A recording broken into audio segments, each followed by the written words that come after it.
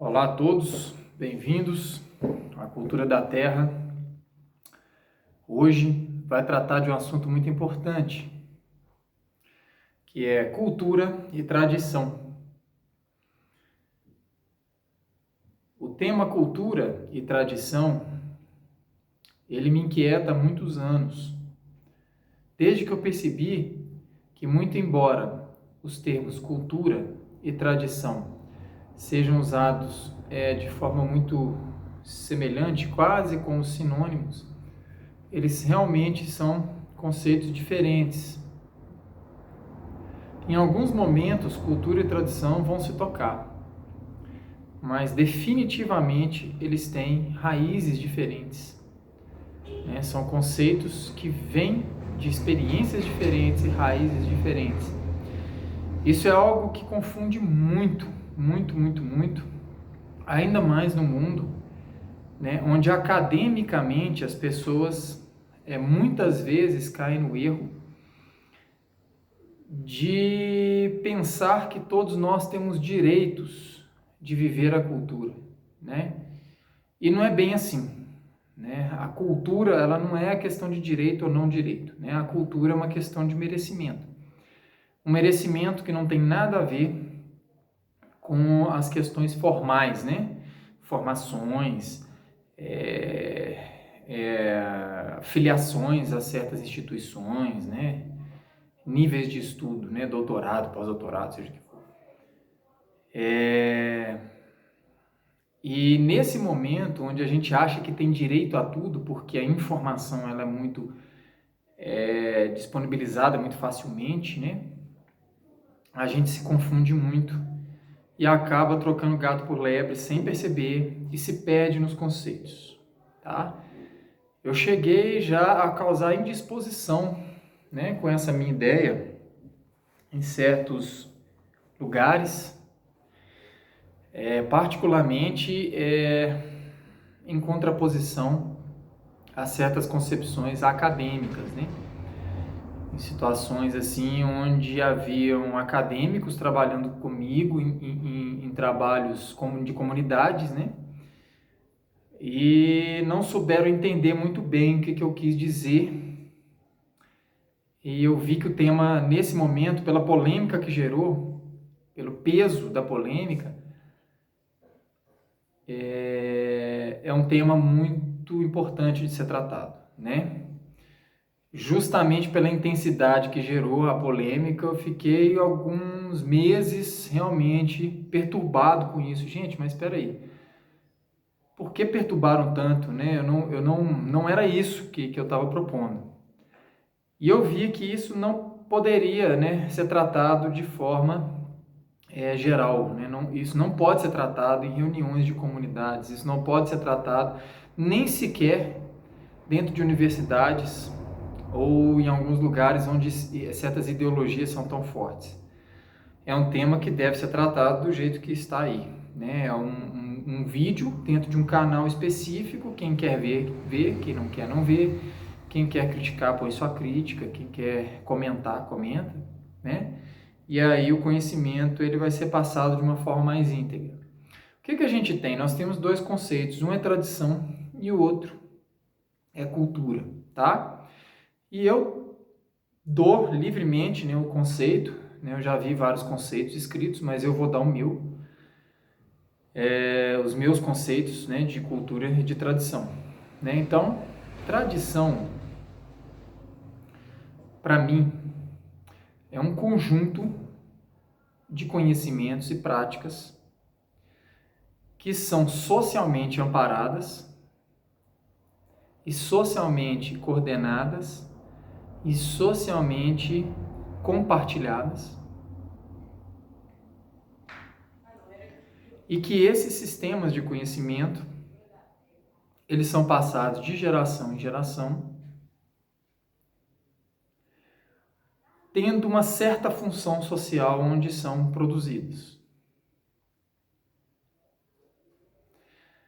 Então, por exemplo, uma tradição, vamos pegar a queimar o Judas, Queimar o Judas é uma tradição que tem no mundo, em vários lugares do mundo. né? Não vou falar o mundo inteiro, que seria mentira, mas é em vários lugares do mundo. Judas foi quem entregou Jesus Cristo para os romanos, né? Para ser condenado à morte. Então, em certos lugares onde existe uma tradição cristã, existe essa tradição de queimar o Judas, como se lembrassem, né, todos os anos, naquela mesma data, de que aquele é o traidor. Então, isso é uma tradição, tá? A maior parte das pessoas que participam de um evento desse dentro de um sistema social nem sequer tem ideia do que aquilo representa, né? Aquilo se tornou uma tradição, se tornou uma festa, se tornou algo que os antepassados praticavam e que por causa disso eles vão praticar também. Alguns conseguem entender um pouco melhor, outros menos. De alguma forma aquilo tem uma função dentro daquela sociedade onde aquilo acontece, mas os fundamentos de como aquilo nasceu, raramente alguém consegue captar. Então, vamos dizer, a tradição, ela tem uma grande parcela de mecanicidade, né? Ela reproduz de uma forma mecânica. Cultura, eu já conceituo aqui como um sistema de conhecimentos cultivados por uma elite que não tem necessariamente uma função social, mas que tem a ver com experiências íntimas, diretas ou extáticas, né? De êxtase, seja como for, experimentadas diretamente por aqueles que assim o fizeram acontecer. Então a cultura ela pode passar de geração em geração ou não passar. Fato é que até passando por de geração em geração, ela continua sendo passada para uma elite. Então vamos lá. Uma cultura interessante, né, seria, por exemplo, aquela da cultura dos autênticos xamãs, né, dos xamanistas, por exemplo. Não os xamanistas, os xamãs mesmo. Vamos tirar o istas, né? O istas já é tradição.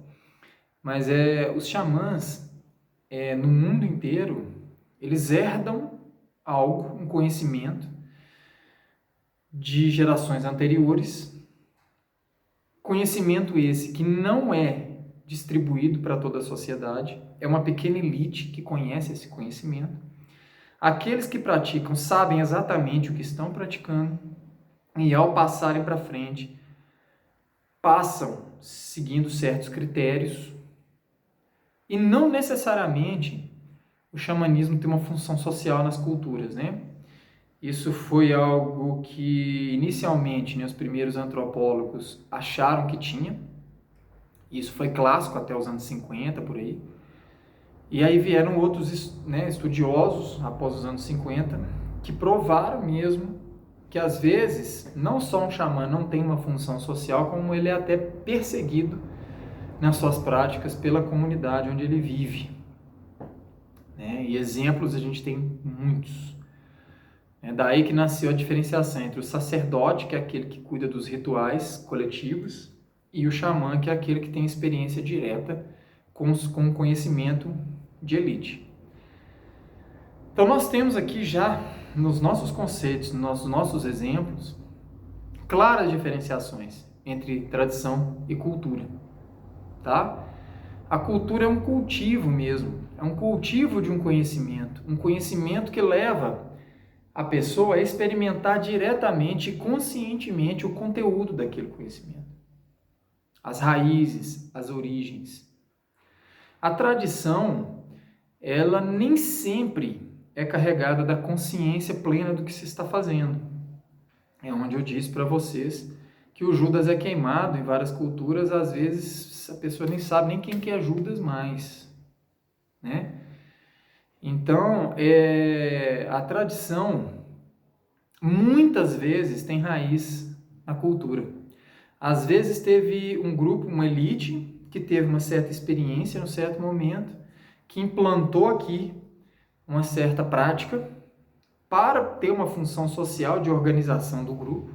E aquilo começou a ser reproduzido, por quê? Porque aquela elite, por ela ter um conhecimento diferenciado, ela conseguiu captar certas estruturas que são úteis para uma organização social, para que essa organização social não degenere, não entre em decadência ética, né? Decadência íntima.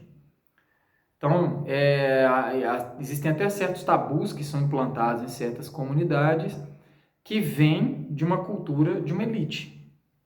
O problema é que, através dos séculos, muitas vezes essa cultura vai perdendo a sua essência, essa elite ela já não consegue acessar a comunidade com a essência do conhecimento e essa reprodução mecânica começa a ser passada de geração em geração, perdendo seus elementos fundamentais.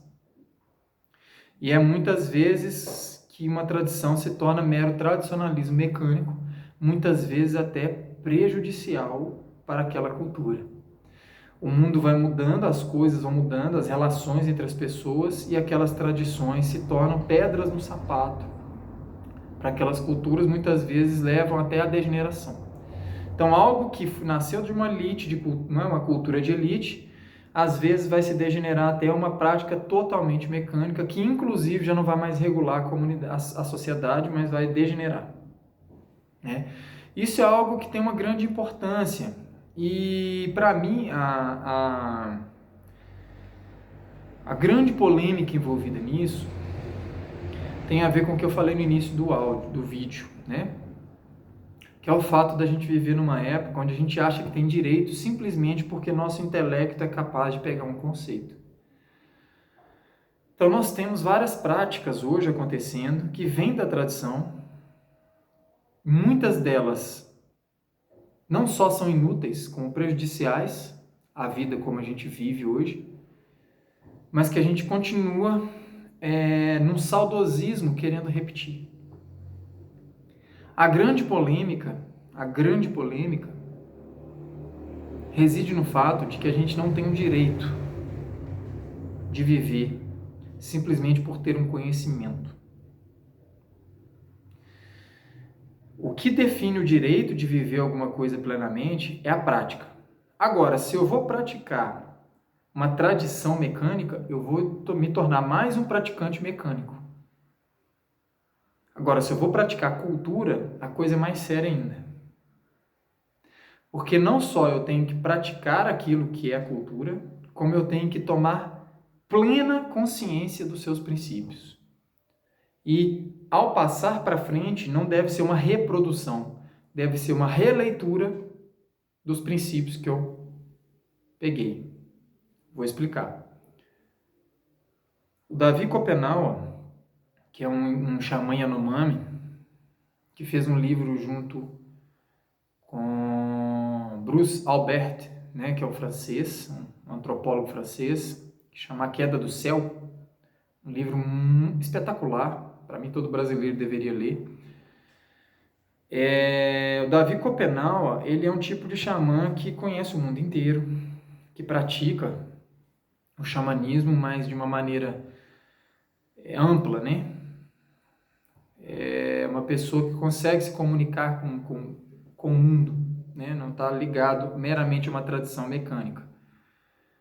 No livro dele, ele vai chamar atenção sobre o uso da palavra, né? Que é sagrada para o xamã Yanomami.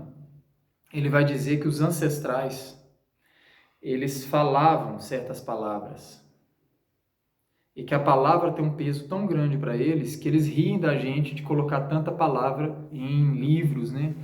em sistemas de leitura e tudo, registros, né? Porque ele diz que a palavra para eles é tão sagrada que eles vivem a palavra como algo que eles escutam e jogam já para a prática, para o interior, né? para o coração.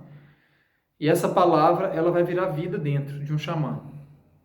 Então, não é por ser escrita que uma palavra tem valor, mas por ser vivida plenamente, ou para ser mais do que vivida, né? Compreendida. Ele vai falar que a mente do homem ocidental, né? contemporâneo, ela é complicada, né? Ela voz de fantasma, que eles falam, palavras de fantasma, né? Que são palavras confusas, uma mente muito perturbada e violenta, né? Ele deixa isso claro. E nisso ele coloca o seguinte, que a palavra, apesar dele ter recebido dos antepassados certas palavras, ele como xamã, notem bem isso, ele como xamã tem o dever de mudar as palavras. Ou seja, ele tem um dever não de pegar isso e reproduzir mecanicamente, ele tem um dever de modificar. Por quê? Porque o mundo muda. E para ele, um dos grandes poderes que um xamã tem é de pegar o conhecimento ancestral e transformá-lo mantendo suas origens. Ou seja, a palavra que ele vai usar é uma palavra diferente que os ancestrais utilizaram porque o mundo é diferente. Isso para mim me despertou mais ainda, né, o interesse nessa diferenciação entre tradição e cultura.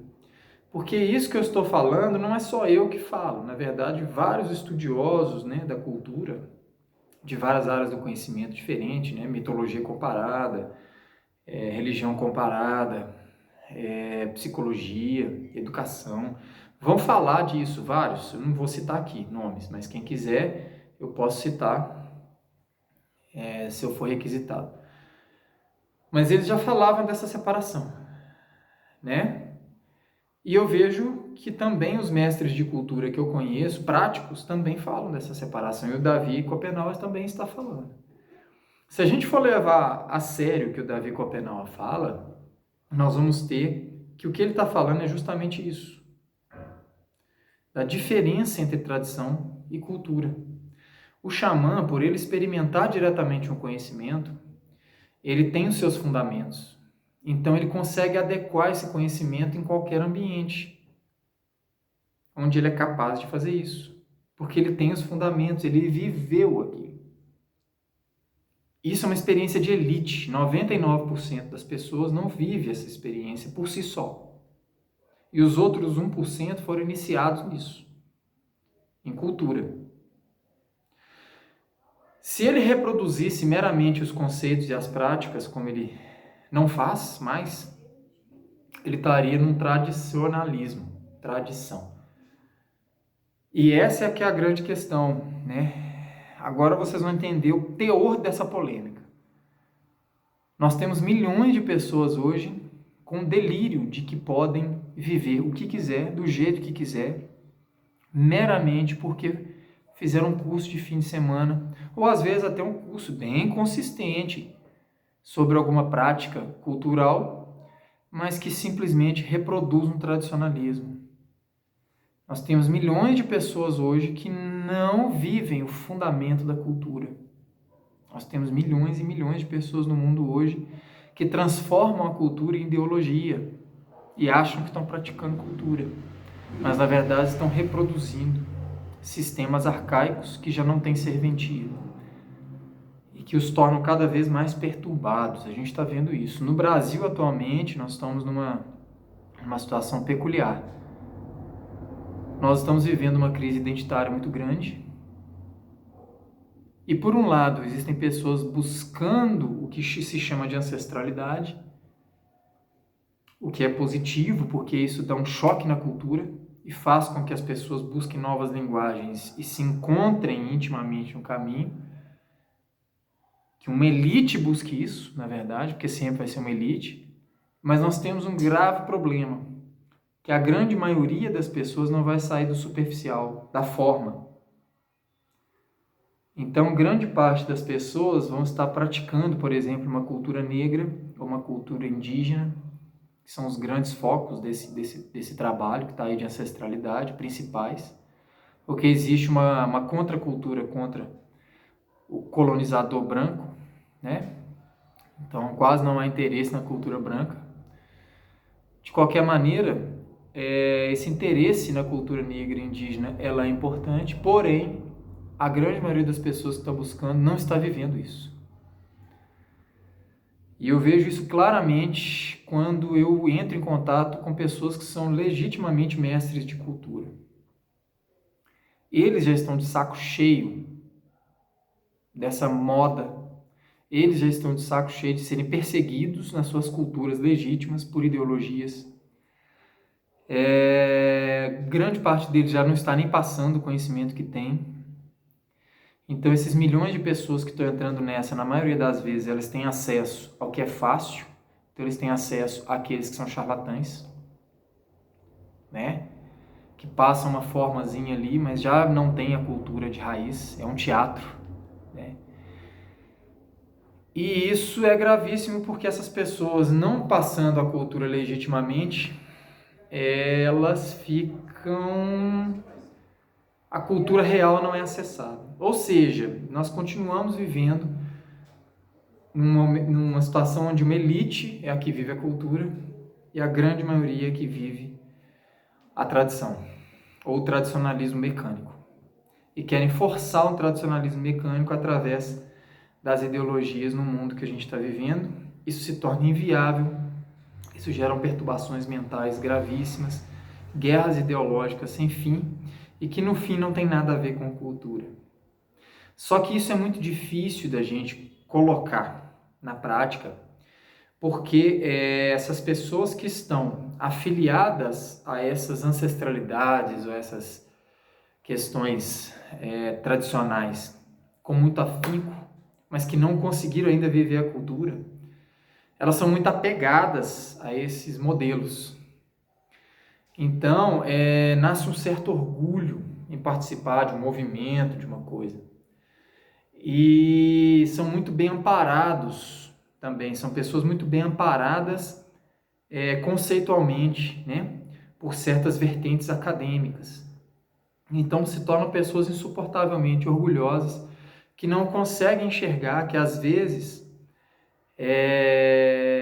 elas estão deixando passar o principal e pegando o lixo da coisa. Né? É necessário ter um merecimento para pegar a cultura. E esse merecimento não tem a ver com ideologia, não tem a ver com estudo, não tem a ver com falsas iniciações ou cursos. Tem a ver com um certo estado íntimo de abertura a certos princípios. Princípios que regem a natureza. Que regem a natureza interna do homem, que regem a natureza como um todo. E isso dá muito trabalho. A pessoa tem que viver grandes crises emocionais. A pessoa tem que viver grandes crises mesmo, enquanto pessoa, para viver isso. Né? Academicamente, a gente tem a vantagem de ter muitos estudos que mostram detalhes. E para isso, o modelo acadêmico é o melhor que tem. Ele mostra detalhes do detalhe do detalhe, o que faz com que aqueles que buscam a cultura com o coração possam entrar, através desses detalhes, num caminho que acesse a cultura. Né? Agora, pelo outro lado, academicamente falando, existem muitas questões ideológicas ligadas às pesquisas. Infelizmente, não só ideológicas no sentido afetivo, emocional, mas também econômicos, né? Então, a gente vê que hoje as tradições, os tradicionalismos geram muito dinheiro, geram um movimento muito grande, é um nicho econômico muito caro. Né? Você pagar para ter uma sessão xamânica hoje é algo rentável demais. Né? Ou outras práticas, né? Hinduístas, sei lá, taoístas. É muito rentável. Né? Existe um mercado, e aí até de souvenirs, né? Camisas e bonés e cocares, milhões de coisas, né? Então fica muito difícil ainda hoje praticar a cultura. Como a gente é um centro de promoção de cultura, a gente não pode fingir que isso não acontece. E temos também que rezar nas nossas práticas que elas sejam amparadas por princípios culturais. O que não é fácil, tá? Não é fácil. E aproveitar da tradição aquilo que tem de resquícios de cultura. Né? Essa é uma metodologia interessante para quem quer trabalhar com cultura. Não aceitar a tradição, mas investigar a tradição, refletir sobre ela E no momento em que você tiver certos elementos-chave, fundamentais de cultura que você identificou naquela tradição, pratique. Aí você vai entrar em choque. Primeiramente, você vai ver que muito lixo existe nas tradições, muita especulação, e é um choque que eu e muitas outras pessoas já viveram. E que isso não invalida a tradição em si, né? Mostra que aqueles grandes mestres de cultura do passado estavam passando cultura através do movimento dos povos, né? Mas a gente, depois dessa crise, né, de perceber isso e perceber que o fetiche, ele não é a cultura, a gente começa a praticar uma cultura mais séria, uma cultura mais plena, que dá um trabalho enorme, anos e anos e anos de prática e pesquisa. E aí sim a gente consegue iniciar um trajeto que a gente entra em contato com elites. Tá? Essas elites não é porque elas são metidas ou porque elas têm uma soberba, não. É porque elas conseguem se entender, né? É através dessa compreensão que eu estou passando que se explica como que um branco europeu que veio aqui para colonizar, mas que tinha cultura, chegou aqui e encontrou um índio velho lá que ensinou coisa para ele, ele ensinou coisa para o índio, ficaram amigos e daí nasceu uma prática de curandeirismo, por exemplo, inovadora.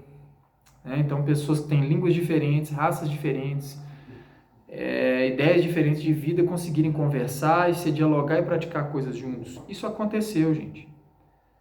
Né? E a nossa história está repleta disso. Não adianta a gente fingir que não existe, que buscar tradições puras, né? Não, a mescla acontece o tempo todo. Pessoas que têm cultura conseguem comunicar com pessoas que têm cultura. E isso não é uma questão de formação acadêmica. Grandes mestres da cultura dos povos, inclusive, às vezes não sabem nem ler nem escrever, não tem um dente na boca. São pobres mesmo, são calados, não aparecem muito. Às vezes nem são lideranças nas comunidades deles. Enquanto grandes charlatães, às vezes, são pessoas que aparecem, que têm títulos e títulos ou que geram status, né, nos lugares onde vive. Não que necessariamente seja assim. Existem também grandes mestres de cultura que são ricos, que são brancos, né, que são aculturados dessa forma que eu estou falando aqui. Então, o convite que eu faço para vocês é justamente pesquisarem a cultura com o coração, praticarem a cultura com o coração, com seriedade.